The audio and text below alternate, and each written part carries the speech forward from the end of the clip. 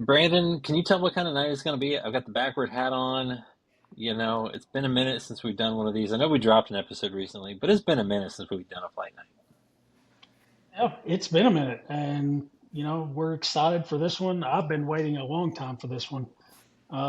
This should be a good treat.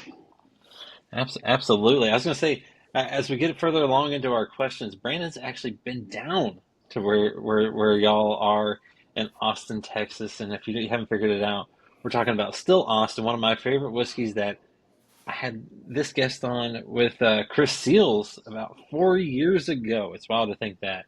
He's the master distiller there at Still Austin Whiskey in Texas. Let's welcome in John Schrepel. How's it going, guys? Yep, you nailed it. Ah, Nice, very nice. I Good job, panicked. John. I panicked right beforehand. You got in your own head. I did. It happens a lot. It does happen.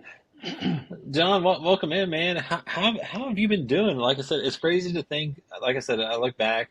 Last time we talked, it was with Chris Seals, one of the co-founders, back in I think April of 2021. A lot has changed in life since then. A lot has changed. Yeah, yeah, life's good. We're very busy at Still Austin, just trying to crank out as much bourbon as possible. But yeah, a lot has changed, and I'm excited to dive into it. I love to hear that. And your boy Brandon's here, and I think Brandon, if you're with me, I don't think we should wait around. Do you want to show off that first bottle? Because it's got a pretty label. Yeah, it does. It sure does. So, first expression, the musician. All right. So yeah, a little bit about the musician. So this is the flagship, our high rye bourbon. Um, yep, it's a San Francisco double gold winner. We're super proud of that. It's a 70% white corn mash bill with 25% Prosecco rye and 5% malted barley. A little bit of difference, you'll notice with the white corn, it's a little softer, it's a little sweeter, where I think it could really hold up to that amount of rye. And then also we were able to play with, and we'll get into, the whole reason why we did 100% rye. But it's at 98.4 proof. And the whole entire reason behind that, when we were playing around with the proof, we really wanted it to attract to every single consumer, whether it was someone that just likes something neat, whether they like it on the rocks or something in a cocktail. We really wanted to hold up in every scenario. So Nice. I was gonna say, I know Brandon's tasting it right now. I may or may not have, sniffed too hard there. But 98.4 for like the flagship expression. Why, a lot of the let's say legacy brands, they're in the 80s, maybe low 90s. Why start off at that 98.4 for your flagship? yeah, we tried lower proofs, we tried higher proofs, but more on the lower proofs. For us, once it went down to 95 to that 90 to 95 range, it was just lost. There just really wasn't that flavor that we were looking for. And then, again, to where, when I look at something that's a very low proof and you're drinking it on a, big cube, eventually then it's just really watered down. Versus at a higher proof, this is kind of allowing you to go through more of like a flavor journey at that higher proof. Or if you're a neat drinker and you want a little bit more of that kick, you get that as well. And then, for me, I actually, like when I'm having a cocktail, I really want to try to taste the bourbon or the whiskey, and and not just be lost with whatever the cocktail is that you're drinking. So that was kind of the intent behind it. And something also to touch on that's very unique to us. We do a process for everything that's not cask strength. So all of our flagships, all our bottled and bonds, we do what's called slow water reduction, and it's part of the élevage process. That's a old cognac and Armagnac technique that they've been doing for hundreds of years. And essentially, in the élevage process, it's raising your barrels from birth to maturity. And it's just being very meticulous and really staying on top of it. And within that is the slow water reduction process. So once the barrels get to the age that we want, and we know, okay, we're going to bottle these in about 6 months, we'll take down a set of 80 barrels at a time, and we're making two 40-barrel blends. And when we bring those down, we'll open up every single barrel, and we'll add about 3 to 6 liters of water into them. So bringing them down slowly, about 2 to 4 proof points. And what that's doing, we're working on a couple tracks where one, we're getting more into the water-soluble sugar range at a lower proof. So like from 100 to 114, where you're going to pull out more of those, vanilla, butterscotch, toffee, like more of those sweet characteristics, versus from 115 to 125 proof is where you're hitting all the alcohol-soluble sugar. So you're pulling a lot more of those wood notes out of it. And it can get very tannic and over-oaked. And I'm sure, the stereotypical, Texas makes, oak bombs. And so I'm super aware of that, and one of my number one goals is to never become that, and we won't. From our lower barrel entry proof, which now is 116 proof, and then just having that control, doing the slow water reduction process, really puts us in a spot to where we really feel like we're paving a new way for what Texas bourbon can be and should be. Yeah, absolutely. It's fantastic as always.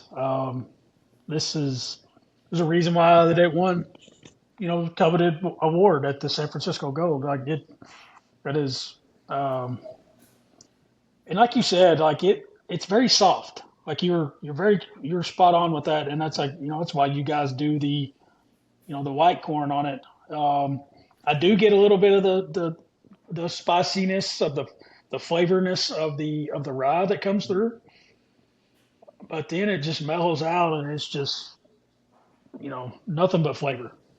Yeah, and when you were saying like it's light, could you imagine it at 90 proof, right? Right? You would No, taste it you wouldn't have nothing. It'd just like what be our products are. They do not do well at a lower proof. Maybe when they're like 6, 7, 8 years old, but right no, now, not. It's just not there yet. no, and you're spot on, because if you proof this down to 90, 92 or whatever, you might, but you are going to take the flavor punch out of it for sure. Like Yeah, you might get it right off the front, but then it's just going to just you know die down. yeah, and I think it's kind of too. What's really awesome is there's never a conversation of, well, if you put it to 90 proof, you could crank out more bottles and there could be more revenue. It's what is the best for the product, for the brand, period, end of discussion. And we landed on this proof, and it really just kind of shows, well, and I'm really grateful for the quality is of the utmost importance Yep. for every single thing that we make. So Yep. It's fantastic. Yeah, and that was what I was going to say. The musician is the one that like I said, it's been 4 years since you and I talked last, and the musician was the one I had because I don't think you had the rye and everything else back then, or at I least not widespread. yeah. And this is to this day, 4 years later, it still tastes the same. It still brings that flavorful punch to it, and I don't know if you'll tell us how old it is, but I know it's not super, super old in the whole big picture of things. No, not at all. Yeah, it's right around 3 years old. Um, yeah, and you can age much faster in Texas. So you could have a 2-year-old taste like a 4-year-old. That's definitely true. We're always aging down here. Barrels really never go in dormancy. Very much a double-edged sword, where it's very good for us, now. Could be very good for us in the future, but it's just always staying on top of it, and with the slow water reduction process, with the lower barrel entry proofs, I'm more looking into, I don't really talk that about, well, you could age really fast in Texas, and I think it's more talking about how can you age long term in Texas. That's like the real big piece to it that I feel, but yeah, it is true. I mean, the 3-year-old can definitely taste upwards to a 5-year-old. It's definitely more developed than a 3-year-old that's in a colder climate. Yeah, and that's spot on, because even though the bottle says aged at least 2 years, like it literally drinks like a 5 or 6 year. Yeah, Like Yeah. it, 100%. Like you never would know that this is a 3 year old, juice. It's just it's just that. I mean, it's that good. It's got that much. The flavors are that mature. Yeah, Yeah, yeah, the aging climate is definitely something, that's for sure. yeah, one hundred Well, percent. and I want to ask you this, John, because before you were down in Austin, Texas, where it's nice and cozy. Although I think the last couple of weeks did you guys get snow down there? Did that happen? Did you all Yeah, panic? we got about a quarter of an inch. Did everyone panic? Yeah, it was the end of the world for about 12 hours. Which is funny because I'm guessing you didn't panic because before you were at Still Austin, you were up in New York. I want to know, like I said, it wasn't too warm last week, but how's that warm weather treating you down there these days? Oh, I love it. I mean, yeah, there gets to a certain point when you get into the triple digits. I don't care what anybody says. That's not fun. No. But I was looking for a warmer climate in general. I like being more out. I'm more of like an outdoors guy. I never really got into skiing and snowboarding, which I actually kind of regret now. But yeah, I love it down here. It's great. It's home. That's for sure. That's awesome. Yeah, it's good. That's so. What's it been like? Being able to work with Still Austin, bringing that brand, and just continuing to go upwards. Because I feel like John, 4, 5, 6 years ago, you know, started to come where I first noticed it anyway, and then now it's just like, it's one of my favorite brands out there. And so just how's that been? How's that experience and process been for you? Yeah, we're moving down here, and first off, Still Awesome was a startup, right? So moving down here and just like not knowing what really to expect, but understanding the vision and ultimately what we all wanted to achieve, and seeing it really come to life. I mean, for a distiller, to speaking for myself, it's just truly it's a dream job. It's a dream come true. It's amazing to see where the brand has gone in such a short period of time. There's obviously so much more work to be done, and I always tell everybody it's like head down, foot on the gas. I'm very grateful for the awards and how well everything's going, but there's still just so much to accomplish that I'm just laser focused and just excited for the future. But for a distiller, it's a dream job. It's a dream come true for sure. Yeah. Oh, I can only imagine. Like, like I said, I love what you guys are doing down there, and I love the space. Like just being at the distillery was like a cool hangout. It's a cool spot. It's a cool little area where you can, venture around down the street and, Yeah, it's great. you Yeah, know, a lot of other drinking spots. yeah, yeah, We're also, we're working on an expansion as well, what we're calling the Still Austin Quarter, where there will be, more of like a high-end bar experience with higher-end cocktails and tastings and a restaurant. So we're trying to nice. make a larger experience as well, not only just at the distillery, but it's going to be, right in our backyard at the distillery. So we're really excited for that as well. Yeah, We that'd just be redid awesome. the patio too at the distillery. Looks great. Yeah, So just yeah, constantly improving, trying to improve all that we can. absolutely. I'm here I was for gonna it. say, as long as there's not like that much snow, right? Yes, yeah. That turns into a whole thing because, like, quite frankly, the distillery is not really equipped for it. So it's not like and even once it gets like below freezing, it's really like the end of the world for everybody. You got to drip your faucets, and I'm like, what do you mean? I'm like, we never had we get 2 feet of snow in New York, and no Yeah, one's batting an eye. It's so funny though. yeah, Well, that's and so funny. yeah, and before we get to the next part, because the musician is such a great entry port. I want to know for you. I joked, you wanted to go to warmer weather and all that, but like, what made you make that leap?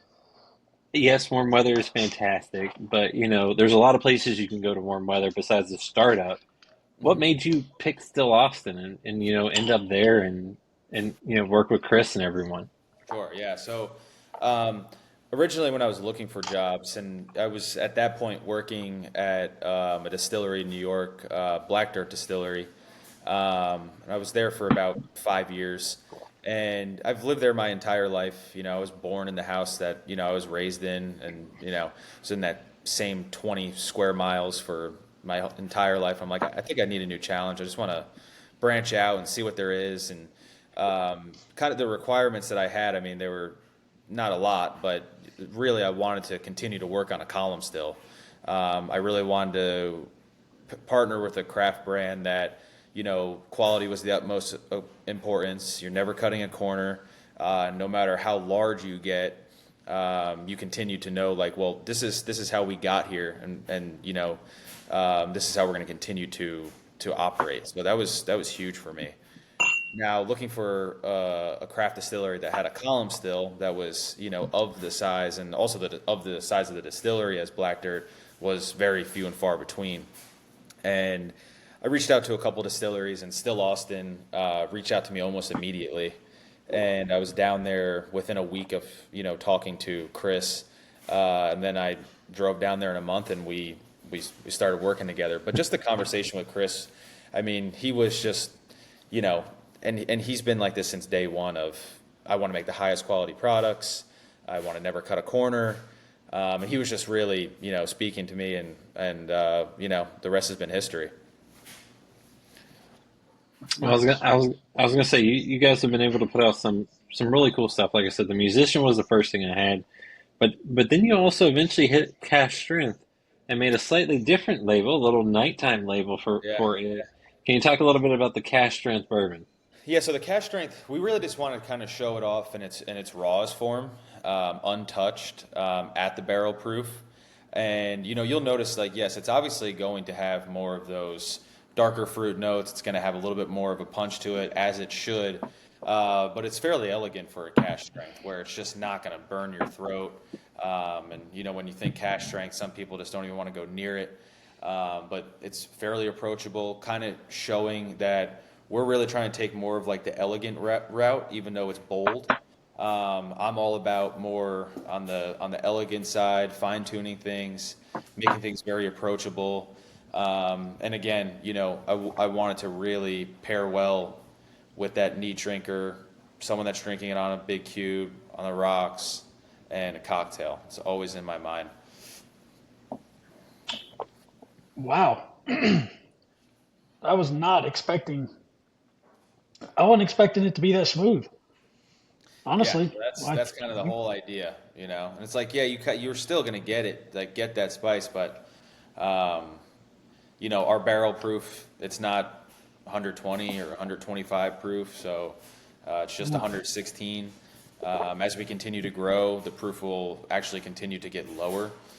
So if you saw a bottle back in 2020, 2021 to 2022, they were all at 118 proof. That was our original Cask Strength proof. Now they're at 116 proof. And this is kind of a way that we're working to combat this Texas heat and slow it down a little bit. So eventually you'll start to see, and this is years away, like 2030, but it will be at 114 proof, and there'll eventually be a cap, but we're not there yet. yeah, this No. is fantastic. Like Well, and it's a lot different too than that yeah, 98.4 on the musician, and it's the same thing, right? Just no water reduction, no nothing like that, not that slow process. It's just right out of the barrel, right? It's the exact same mash bill, exact same blending technique, just no water added to it. well done. Appreciate Seriously, it. Cheers. that's yeah, that's great. So much flavor. Like it's got just super smooth. So much flavor. You would not get you don't get any burn at all. So those folks who get scared off by the higher proof, especially the newer into bourbon, this is a great spot to start in getting into that higher proof stuff. Now Yeah. again, Yeah.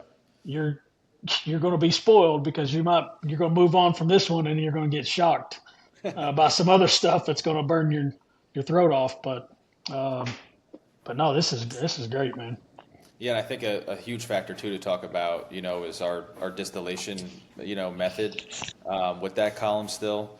So just to compare based off what I worked off of, I learned on a 60-foot Vendome column that's a lot more of like a traditional bourbon column where you have your stripping section and then you have 2 to 3 rectifying trays, and that's essentially the stripping section. You have your low wines, then it's going into the rectifying down into a doubler, where eventually you have your high wines, like the end result of the hearts, and the doubler is redistilling it again.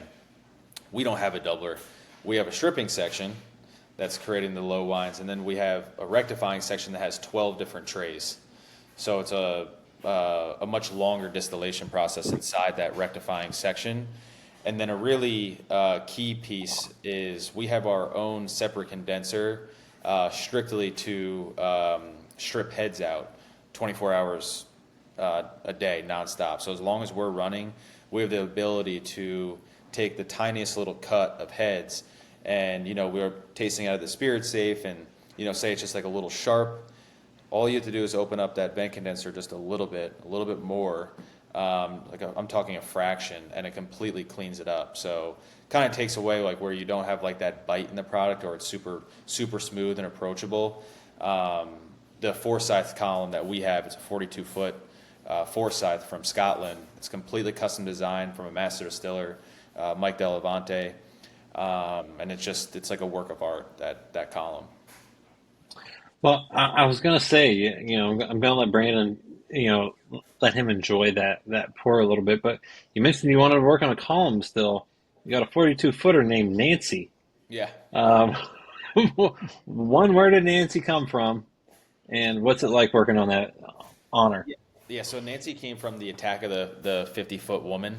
So just like something, Yeah. just fun. But yeah, I mean it's a hell of a still. It really is. I mean it's very versatile. You can make light whiskey off of it if you wanted to, because you have those additional rectifying trays.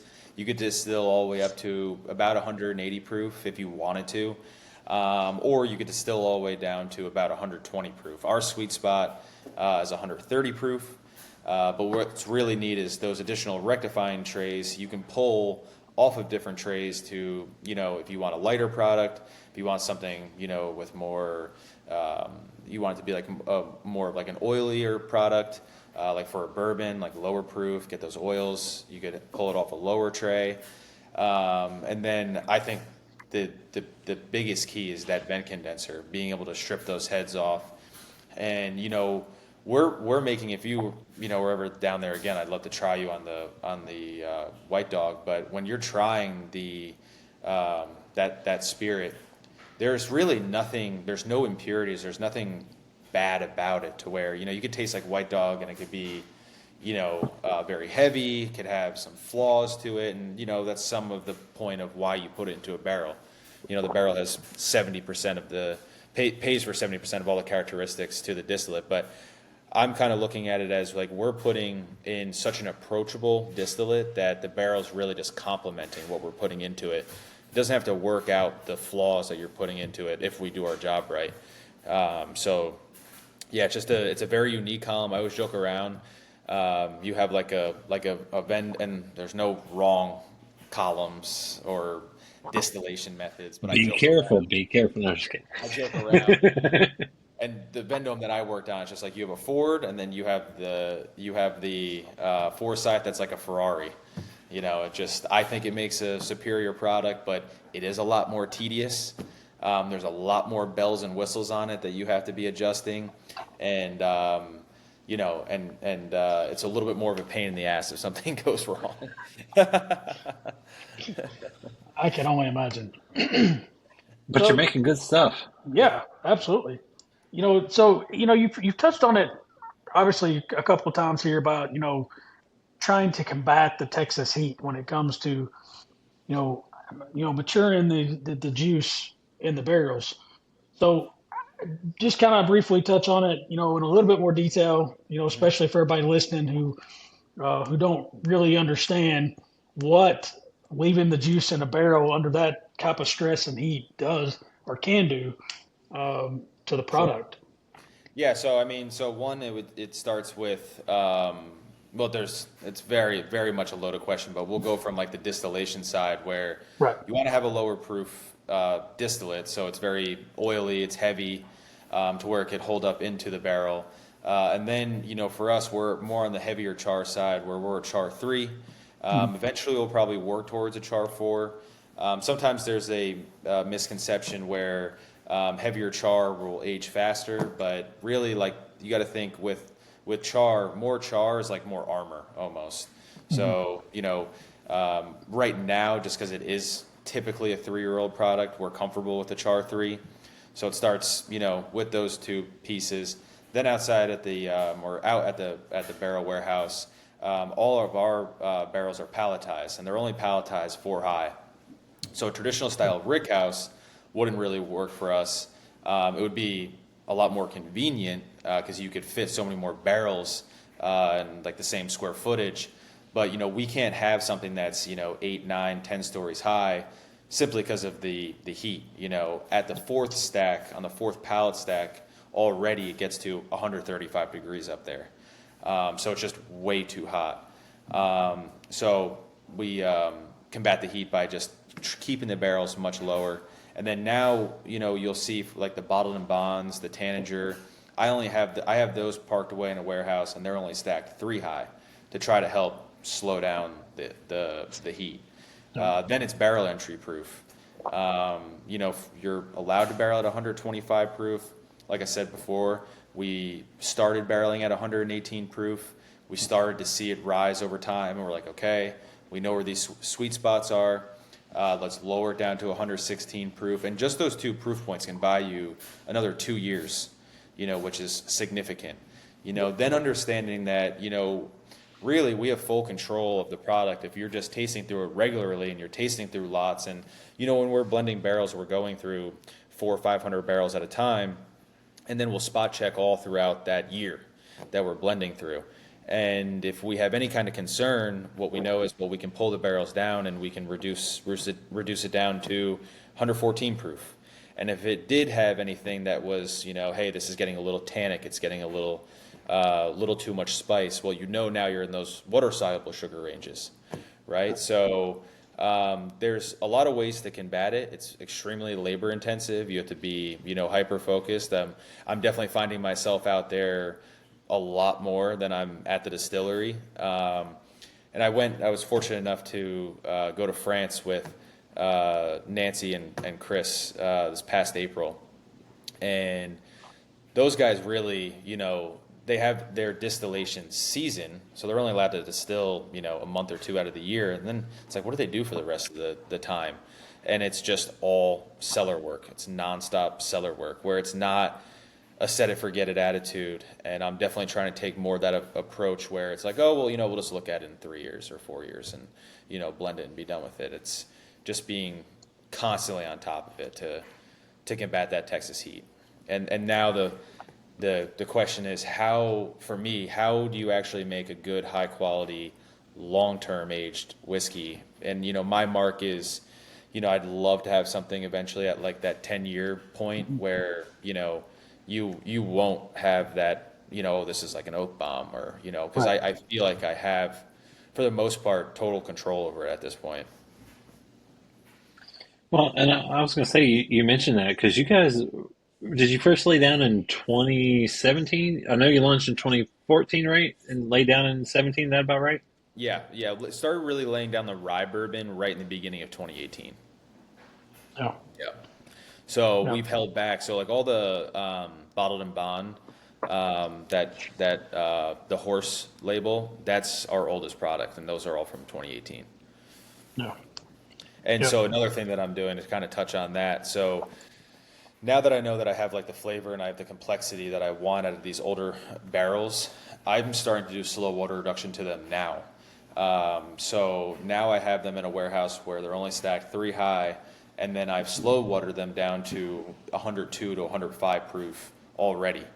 So now all I have to do is just monitor it, and now I'm hoping that it's not too low in the water soluble sugar range, but I've totally taken away any concern of like that oak bomb, having it at that lower proof now. I like it though because it sounds like a couple of years. You'll be hitting 10 years. Oh yeah, we're gonna be there. And we have so we're working with a cooperage, Tanola Rio, out in California. One of Nancy's favorite cooperages actually, and these barrels are parked away now. Mind you, those barrels are from 2022. But that's really our long-term maturation project. They're 59-gallon barrels. They're seasoned for 24 months instead of like a traditional 6 month. So the tannin level's a lot lower. Toasted heads, a char 3. And so those are parked away and slated for a long-term project. Larger barrel, more surface area, takes longer to age. So that's really going to be our best foot forward to a long-term maturation project. I don't know about you, Brandon, but I'm excited about that. Man, We're actually getting all the barrels this Friday too. I So can't wait. barrels are beautiful. Well, and just for those that are listening, he's not talking about Nancy the column still. He's talking about Nancy the Nose. Nancy the I think that's what nose. they call it, Nancy the Nose Fraley, who's That's right. a legend in the business. And we're going to get to the next sport here in a second, and Brandon and I will enjoy that here. But can you talk a little bit about working with Nancy Fraley, who is a legend in the business? Being able to work with her is crazy. I mean, it's absolutely incredible. The amount that I've learned from her in this period of time that I've been with her. I mean, I'm speaking through all the slow water reduction, the lower barrel entry proofs, all of that. I learned everything from her on the blending maturation side. I mean, she really is quite the talent, and I couldn't be more grateful. Working directly with her. Talk to her on a week to week, if not almost a daily basis. She's now, traveling out here to blend. I'm going to her house and going to blend now, and we're just as we're growing more, faster and faster. We're just really working closely together, trying to continue to build this blending program, being able to make sure that the slow water reduction can really scale. But yeah, I mean, I'm very grateful to work with her. She's Yeah, incredible. that's Well, awesome. I love it. and the next one that we're going to do, basically y'all are artists, and let's talk about the artist. You know? Yeah, See the yeah, segue I did there, Brandon. I yeah. thought I did well. Yeah, Yep. so a little Good bit of job. a thought process on the artist. So all the grains that we get, they're up in the Panhandle, in Texas, and everything's Texas grown grains. And we, truly think that they're the highest quality grains that we could get our hands on. And with rye, typically rye is just an absolute spice bomb, and 100% rye is super aggressive. And we worked with Elbon rye, Abruzzi, all different kinds of rye at the very beginning, and trying to land on one that we really liked. And then we finally landed on the Bercetto varietal. And I remember distilling it for the first time, and it's so fruit forward compared to a traditional, say Elbon rye that's a lot more earthy, kind of get more of like a barnyard, like hay note to it. And I was like, let's again show this completely on its own, show it off, and I want the consumer to know, hey, this is what the rye is in the musician, the cask strength, the bottled in bonds, and just really kind of show how unique and different it is compared to other ryes. One of the biggest notes that I get that I just absolutely love on this one is honey. It's like a raw honey. I mean, it's just Yep. amazing. And this one again is at 99.6 proof, so a little bit of a higher proof, Yep. but it's great. And It, also, it's quite the challenge to do 100% rye on the column and cooking. So it's kind of also just a challenge. yeah, and that's just across the board. Right. Even doing 100% rye, it's just really, it's cumbersome. It's hard to maintain. It's hard to do. But this, you're exactly right on the raw honey. But I don't get any spice from it. but that's also me. That's why I love rye so much because I don't get spiciness Hmm. or any kind of that just bite that the rye gives you. What I get is just straight sweetness, Yeah. and that's with me and with all ryes. Like that's why I love it and I gravitate to it just because it has that subtle sweetness to it. It doesn't give you that big Kentucky hug, and it doesn't burn your chest, and you know, you know how it is. But Yeah. but I was gonna say, but to your point, Brandon, like this isn't wildly crazy, but normally we're having 95.5, Right. 90 Correct. 10, something else. Yeah. 100% rye. Typically, those that we get that are quote unquote, 100. I don't know if I'm doing air quotes. They're Right. 100% rye. It's Right. Canadian rye, and that's Yeah. a whole different ball game from what y'all are doing, John. So why go 100% rye with these, and not do the fancy, maybe 51% or 70% or whatever. Yeah, I mean, really, it was to just really show off the flavor of it, and then also Mhm. kind of being like a little disruptive in the space. And you got to stand out. And it's very competitive in this industry. One, with the big guys, but also where we're at in the craft world. Just trying to stand out and say like, hey, we do things differently. We're it's a high risk, high reward kind of situation with some of our mash bills, with the rye or say for instance the blue or the red corn that we did, just kind of like to stand out, just be slightly disruptive, do something a little different to where we stand out. But really, the ultimate thing is I just really wanted to show it off on its own and say like, hey, this isn't all our bourbon, and for the consumer just to try it in its raw form. Joe was like, I just wanted to do it. I just want to do it. Hey, keep going with that gut feeling, man, because it's awesome, and Well, and especially it's one of the best.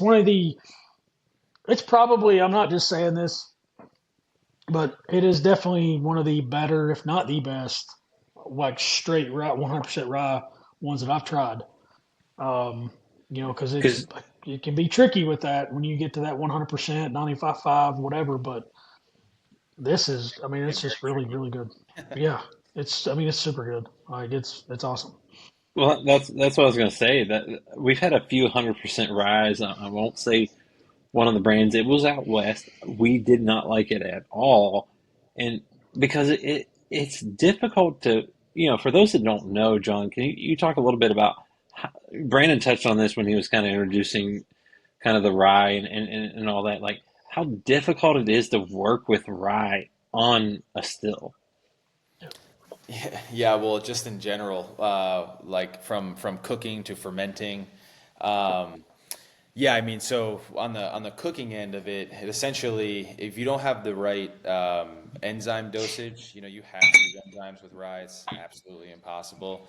So if you don't have the proper enzyme dosage while you're cooking it, it will essentially just turn into, oatmeal. Like it will just be the thickest possible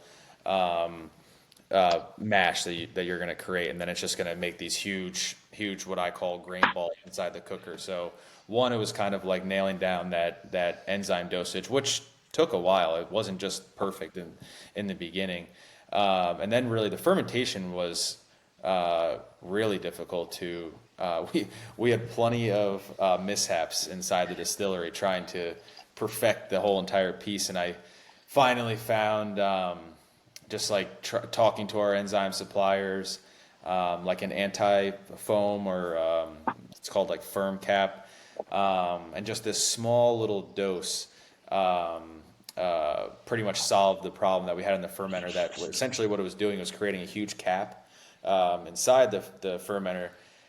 So then when it started to ferment, it's creating all this CO2 and it can't breathe because it has this 2 foot cap on top of the fermenter. And we would try to punch it and, let it, but it would just keep creating. And then it was like a volcano and it would just like explode. I'm like, God, just like, A great school project, right? yeah, that's what it felt like. And just for the longest time couldn't figure it out and still it was a mess. And then we figured that out and that was great. Then when we started running 24/7, when we were just running like a single shift or like batch style, we weren't running enough to then find the problem that we found in the column where, for a while we were just cooking to the point where it was at the gelatinization point of, we had only had to get to like 160 degrees to get the Brix content that we wanted to, and making sure that we were killing all the bacteria inside the cook. So, on a typical bourbon cook, we'll go to 200, 210 degrees because corn's point is 100, 190 plus. So you got to take it to 200. With rye, we took it to 165, and then we put it in the still, and we're running it 24/7. All of a sudden, the plates are starting to clog, like all the stripping trays, and we're opening it up, and it looks like a hornet's nest. And something from that 170 to 200 degree range was breaking down inside the column. So then we took it up to 200 degrees inside the cook, did the fermentation the same, and then it ran fine. But this is, months and months of, just trial and error, figuring it out. I mean, it was definitely no walk in the park trying to figure out this rye mash bill, but it was worth it now. It's You fun mean to it, talk about it, now. it didn't come together just easy peasy? No, no, no. Yeah, yeah, just like all bourbon does, John. Right. I mean, I assume it all just, you put it in and it happens and it's fantastic. No, Yeah, but right. Boom, boom. but no, as Brandon said, and I had to ask you about how difficult it is because I know rye, working with rye whiskeys, or rye grains are very difficult. But like as Brandon said, this 100% is really tasty, and it's not overly crazy. Like in the sense of we've had a few that I know some people love like 100% Canadian rye and or 100% whatever. I don't think neither one of us have loved a 100 straight 100. We like that 5% malted, kind of ease it in a little bit. But I'm impressed with this one. I'm just going to be straight on it. Very impressed. Yeah, I think really also it's that Bracetto rye Yeah. uh, plays a huge factor where, I was looking at it, I'm like, I don't need white corn to sweeten it up or soften it. I don't need Mhm. barley for those toasted notes or even the enzyme. Yeah. I'm like, why cut it with anything when it tastes like this? Let's just go for it. Mm. And and there might be some bourbon, there might be some purists out there that might think this might be too sweet. I don't know, but I do know this is that if you're somebody that's wanting to get into rye and you not really like rye because it's spicy or you get that, it's got that extra punch, this is the one to get into. Like, Sure. because Hmm. it's got that sweetness to it. Like you said, I get that raw honey, orange, um, and it's just perfect. It's balanced it out, that spiciness. You get a little bit of spice on the back end of the tongue, but I mean, it's not enough to be like, this ain't my cup of tea. Like I was going to it's say it's not perfectly going to push balanced. you. It's Yeah. not going to push you away. It's not going to make you Mhm. like, no, you're Yeah. absolutely right, Brandon. Like this is one that it's a fun one, and I feel like Yep. you mentioned, like someone that hasn't had rye. I feel like even people that have had rye, because there's a lot of people that are like, 100% rye, and no, like this would be a good one for them to be like, let me try this, let me see what you can do, and this goes back to what you were saying, John, about where things are grown, the types you use. I love Brandon. I love the fact that y'all are transparent, at least Mhm. with us and wherever, like because you're like, that's a whole Yep. different type of type of rye. You know what I mean? Like it's a Right. whole different type of thing, and boy, does it bring a ton of flavor and a very tasty flavor that you can enjoy all the way through. Yeah, Super absolutely. good. Super Well, good. Brandon, do you want to, show that pretty fourth bottle? Yep. The cast rye. The crown jewel, in my opinion. Yeah, this is my out of the flagships. It's my Yeah. daily sipper for sure. I Yeah. love it. Wait, you're not allowed to have a favorite, are you? Like they're like kids. You're not supposed to have a favorite. This Yes. is true. Yeah. But each kid has its own, characteristics that you love. Right. Yeah, I know what you're talking about, but yes. I just love I mean, it just kind of it just packs a little bit more of a punch, has a little bit more of a kick, but really it's just all the flavors that are in the artist, they're just so much more pronounced in the Mhm. cash strength rye. And then again, you think like, oh man, 100% cash strength rye, you think it's just going to be so over the top, and it's just not. I don't know if I know. I don't know if I know of anybody doing a 100% Cask Strength rye. I don't know if I've heard of it.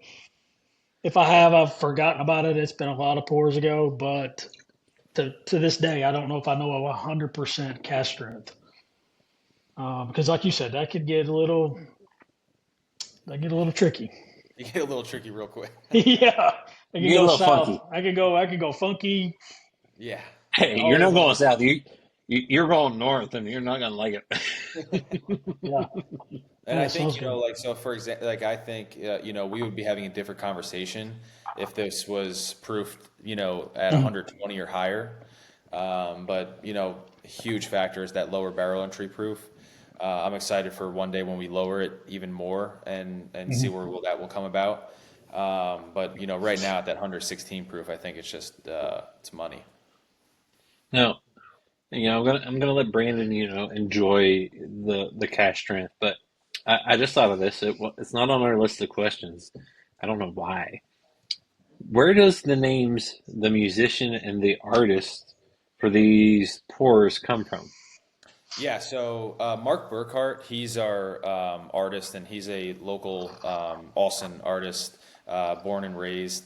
And we were trying to figure out, how can we capture one, what's in the bottle, but then also, speak to, who we are in Austin. Austin's the music capital of the country, right? So the musician, playing a tribute to all the musicians out there, and you could see she's playing her hair guitar, Mhm. and then the artist, we're extremely art driven. On the gin, you'll see the naturalist. I mean, there's nothing but outdoor activities out in Austin. So it's kind of just like playing a full tribute of like, hey, this is who we are as, Austinites. We're very Yep. proud of, our city. So each archetype was just really kind of explaining that story. Well, I got nothing else. And well, it's Also, been a first minute. ever on a bottle too, which is very unique and different in the bourbon world. We wanted something where when you see it on a bar, you can pick it out pretty quick. Yep. Once again, it's a little disruptive on that shelf, and And I was gonna say these are pretty bottles. The yes. labels make a ton, but Mhm. it's a sleek looking bottle, and y'all Yep. y'all did well on that. That's what I was going to say. Like the bottle, you want something that's going to be eye catching, but you also want a bottle that it looks sophisticated, Mhm. but it it doesn't cost an arm and a leg, but it looks super nice, like you said, elegant. That kind of old school bourbon whiskey bottle. Yeah. I love it. Yeah, we really wanted to, like, as far as like the price points too for the Mm, flagships, we really wanted for the everyday whiskey lover, bourbon mm, lover to be able to pick up a bottle, yep. and we know that bourbon can be very expensive. I think that there's a place for that, for instance, we just developed the Tanager, Mm, which is our cigar blend, and that's a little bit of like on the higher price end, but you know, Sorry, we Brandon, didn't tell you that one. but the processes that we put in place and the mash bills that took to achieve that, and we tried to make it to where like this absolutely warrants the price, and mm, we hope that blows your socks off. But as far as the flagships go, um, mm. it's just we want you to be able to go there and be like, oh, musicians, $45. It's Right. right in that price range. So Yeah. I was gonna ask you to kind of tell the audience that too, because I forgot to ask when we were doing it each pour. But like you said, the musician is in that $45 price range. You got the cash strength bourbon, just a straight regular bourbon. That's what is that yes, in so the about so 60? I think it's ten to $15 higher than Yeah. the musician, Yeah. and the artist is I believe 50 and then $10 Yep. higher for the cash strength. Yeah. Yeah. And, That's and, crazy. and to Brandon's point on that, I think that's why I loved y'all at the beginning. Now, I think when I first talked to you and Chris, you all weren't in Kentucky. You're there now. You've been able to build up. expand it and so forth. But what I love is like you're at that right price point. Like, hey, if I'm curious about what this one is. Like, oh, it's a craft brand. I don't know it. But at 40, 45 bucks, I'm way more apt to take a try at it. Sure. Have I not tasted it? Brandon and I, yes, we get to taste it. Hopefully, others that are listening to this, if they like our taste buds and know kind of what we are, what we like, they'll be like, okay, yeah, but like that's I mean, for y'all, like a lot of craft brands, it's hard to get to that price point. Why did y'all want to be, approachable in a sense? Like it's wild to say that nowadays, but like truly 45, 50 bucks is very approachable for a craft brand these days. Yep. Well, I mean, because like you're limiting your reach so much by, to your point, if you're just standard flagships 100 or 125 or 150 bucks, I mean, you're limiting, who you're going to reach out to, I mean, significantly. And there's a place for that, but there's Mhm. tiers. And we just wanted to show like you can make a very high quality product that is a craft product, and still be well within a normal price range. Now, granted, yes, we're on the larger end of craft, and we're able to produce a lot more for you know less. If you're running 24/7, you have that column and you're more efficient. But really, besides all of that, it was just to really be able to reach out to everybody. We want this to be a drinker for everyone. Everyone's welcome. Um, you know, just want to just share what we're doing. And that's what and Am I- that's am I- what we appreciate. That's we love that. Because again, like you get so many you know new craft distillers that price themselves out of the game right off the bat, and it's just and I get it. You got to make you got to make some money. You got to do do a little something for the effort. You know what I mean? But there's also a fine line of like you can price yourself out, or you could be right in that sweet spot to where you can be approachable to a mass a mass amount of people. Well, and a high price tag doesn't mean quality or it's going to be No, good. no, absolutely it doesn't. One So hundred percent. and for me, let me tell you something. If I'm getting something that's really expensive, I mean, I better be just impressed. Yeah. And you're holding yourself to such a higher bar. And that was probably my biggest concern with the Tanager. Mm-hmm. I was drinking that as just a consumer, right? And I was sitting down and I've just tried to have no emotion to it whatsoever. And if I were to pay that price, am I going to say like, oh wow, that was great? I don't regret that at all. Mm-hmm. Which personally I was very happy with it when I smoked a cigar and I thought it was awesome. But Yep. nevertheless, it just in general puts you in a different category of like, whew, you got one shot, Yeah. Mhm. especially if it's a new brand, right? And like you said, you Yep. price yourself out of it Yep. because there's a lot of other players in the game that you can try. Yep. What is And what is the price point on the Tanger? 150. 150. I mean, that's cheaper than much cheaper than most that I've tried cigar blends. So, Yeah, 150, super limited, and it's a blend of our blue corn mash bill, our red corn mash bill, and our white corn mash bill. And it's a red, minimum of white, 5 years blue. old. Yeah, red, white, and blue. Always my dream also to make a blue, a red, and a white corn bourbon. So Hmm. very much a passion project, especially working with Nancy because her passion projects in the past were making cigar blends. Yeah. And then we did the normal slow water reduction program, but then we added in the addition within that elevage process to kick it up a notch. It's called Petito, which is little Hmm. waters. And essentially what you're doing is you're essentially making like fortified whiskey, where I'm dumping a 6-year-old product. It was the white corn, and essentially instead of with the slow water reduction, where you're adding water to whiskey, you're adding whiskey to water, and you're adding it until it goes all the way down to 50 proof. And that esterification profile, when you're dumping that whiskey into the water, I mean, it's crazy. Like the nose, it's wild. Then you're aging that 6 year now at 25% alcohol or 50 proof. And you're at such a low proof, pulling out all those water soluble sugars. That's your final step to the blend where you have that super rich mouthfeel. It's very, very long, and it can hold up to a cigar. So there's a lot of processes in place, and that's how we kind of felt that it warranted that price tag. It was also extremely limited, and it's only a seasonal release. But if you guys haven't tried that, you should really try to get your hands on one. Yeah, I was it's gonna my say jam. I was gonna say the guy that's talking right now, that's like his jam. Yeah, Maybe not mine, but yeah, but that leads me. You like teed this up because you talk about the red, the blue.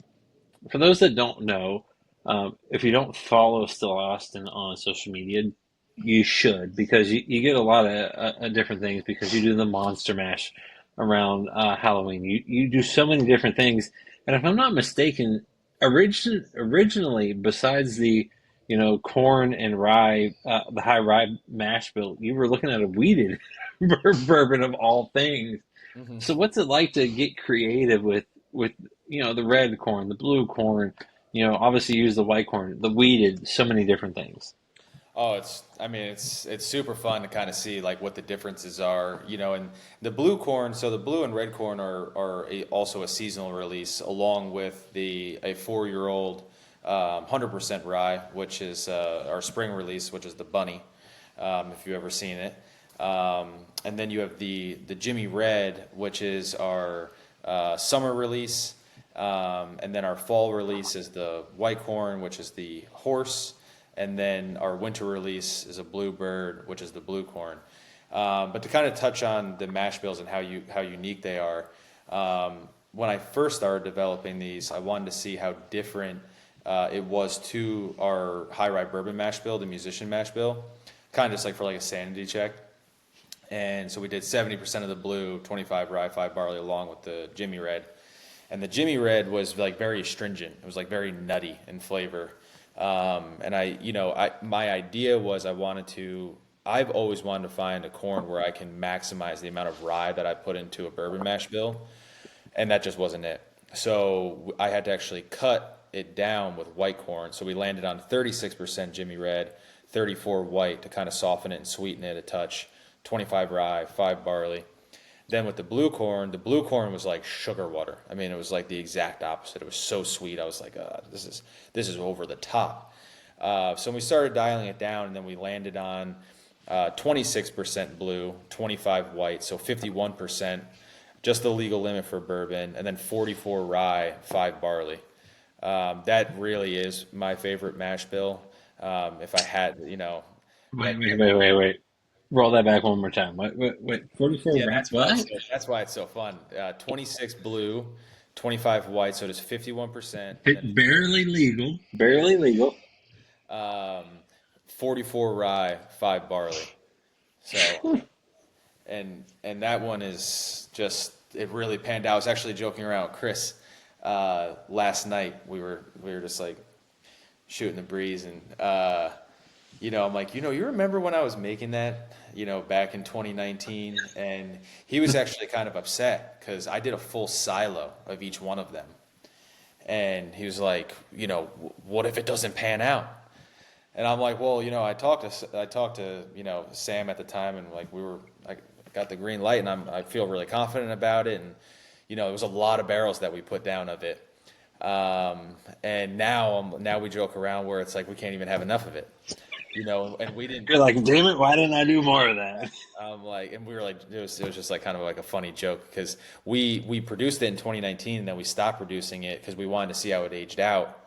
And once it really started to come about, now we're producing it every year. We started back up production in 23, and now we're producing double the amount that we did. So that really panned out, thank God. yeah. You know, they were fun, wacky mash bills, and God, the balance that they both have now, it's just I'm super proud of those.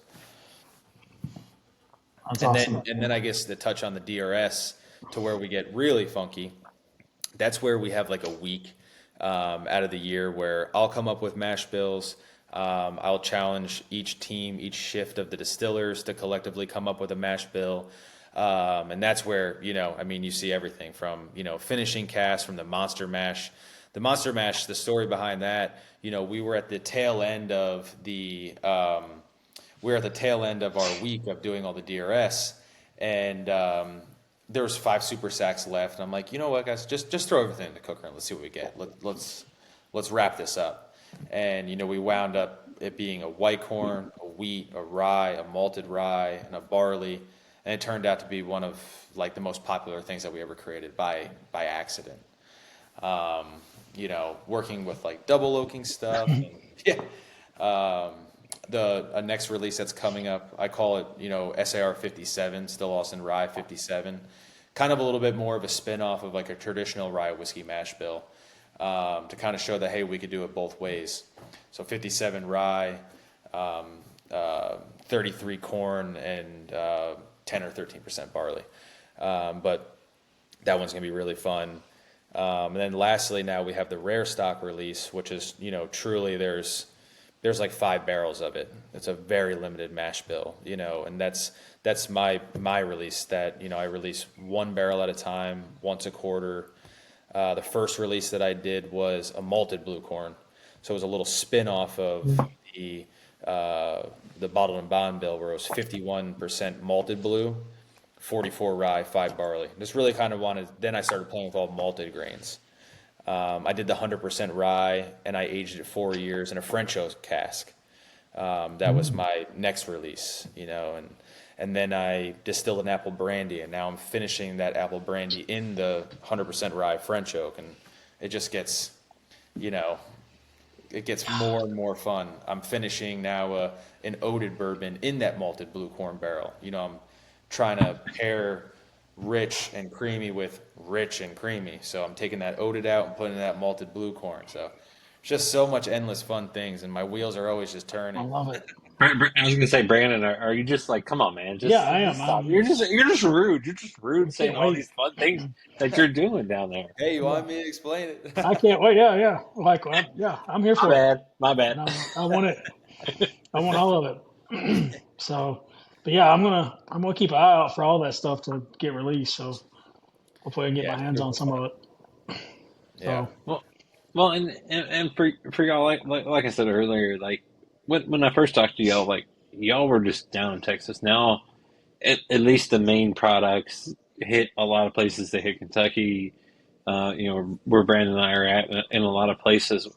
What's it been like to, level up in a sense? Like, it's one thing to make it for Texas. Texas is a huge state. Been there, love it. Um, but to hit so many other states, like to build up, what's that been like, and to see also the love.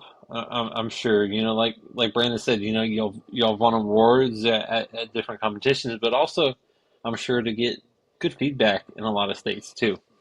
It's been absolutely incredible, the reception. And, I've been the past few years traveling, all around the country with the sales team, and, doing, educational classes for either liquor stores or the consumers. Um, and it's honestly incredible how, it's being perceived as a Texas whiskey. I mean, for me, it's extremely motivating. And I'm just so happy that, everyone's enjoying the product. And I really try to take that energy, back to the distilling staff, and always tell them, like, guys, look, we're really doing something very special. We're doing something very unique. It's all around the country. Everyone has such high praise for what we're doing. And it's incredible to see how fast we have expanded. We're in every single Total Wine now in the United States, and we're in full distribution now in 4 states.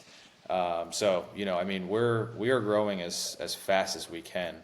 And yeah, I mean, the reception has just really been something. We're very grateful for it.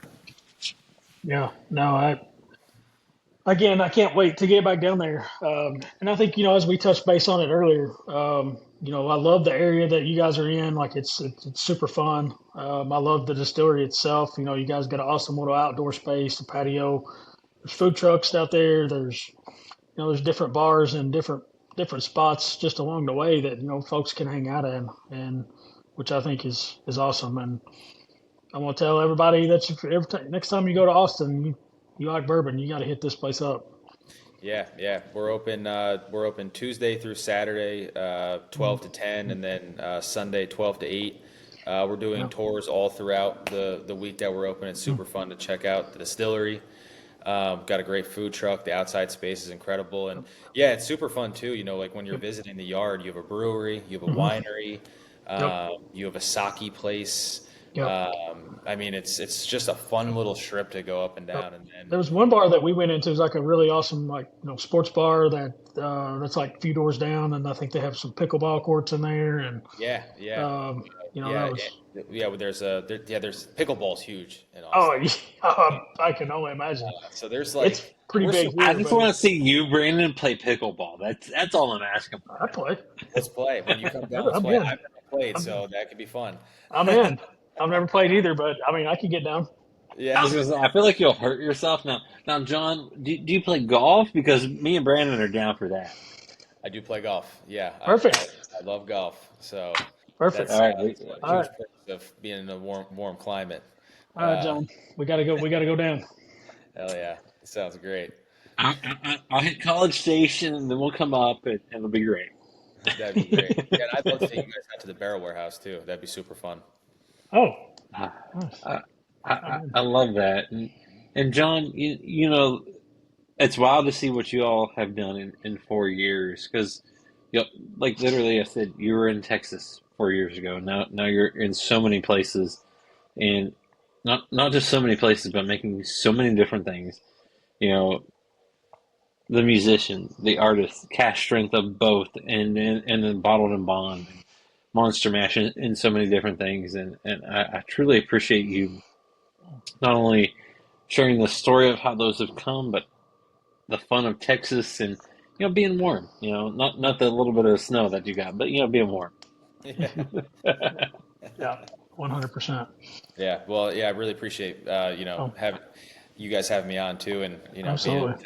to explain our story, and Yeah. the best is yet to come too. It's really exciting to see what we've done the past 4 years, but I'm looking forward to the next four. Uh, We are too. And we're looking forward to having you on, many, many times in the future, and hopefully get down to see you guys, and do something together and hang out or whatever. At least, Absolutely. some enjoy some pours. Yeah, So, anytime, man. Or yeah, Love to have or you guys. who, yeah, or who knows? John will come up and try to yeah, ski. Maybe, maybe. yeah. God, You ain't jeez, skiing in that's all Kentucky, but Hey, we had snow here for the last like month. that's true.